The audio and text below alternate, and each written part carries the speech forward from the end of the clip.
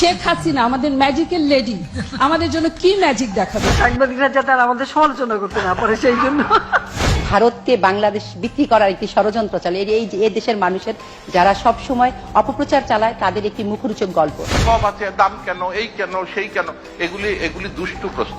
তাদের বেঁচে আসা অনেক দল আছে, কিন্তু আপনার দলটি জীবিত দল, তারা বিরোধী দলের ভূমিকা রাখে, সরকারের ভূমিকা রাখে। অর্থ পাচার নিয়ে আপনার কাছে জানতে চাই। অর্থ পাচারের সবচেয়ে বড় মহোৎসব আমরা দেখেছি হাওয়া ভবনের মাধ্যমে, যদিও তারা এখন অর্থ পাচার নিয়েই কথা বলে।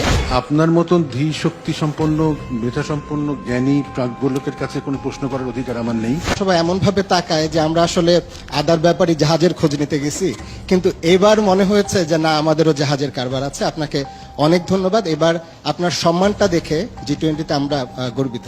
আপনার উপরে যে বইটা দিয়েছিলাম সেটার টাইটেল ছিল Sheikh Hasina on the right side of history. আপনি এই নির্বাচনে জিতে আমার সেই টাইটেলটা যে ঠিক সেটাই প্রমাণ করছে। সুর দিয়ে বলো। আপনাকে আমি ঘরে গিয়ে সুর দিয়ে বলবো। আমি দেখি আমাদের তো এত ফল ফসল উৎপাদন হয়, আমাদের তো কোনো ফসলের ঘাটতি দেখি। এই উপমহাদেশের সবচেয়ে বড় গণতান্ত্রিক রাজনৈতিক দলের সভাপতি হিসেবে তার 75তম বার্ষিকী পালন করলেন।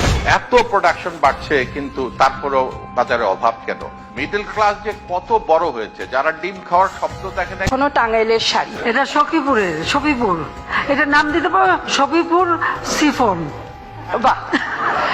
ভারতীয় গণমাধ্যম একটা অর্জন দেখেছে, সেটি হচ্ছে আপনার জামদানি কূটনীতি। সংবাদ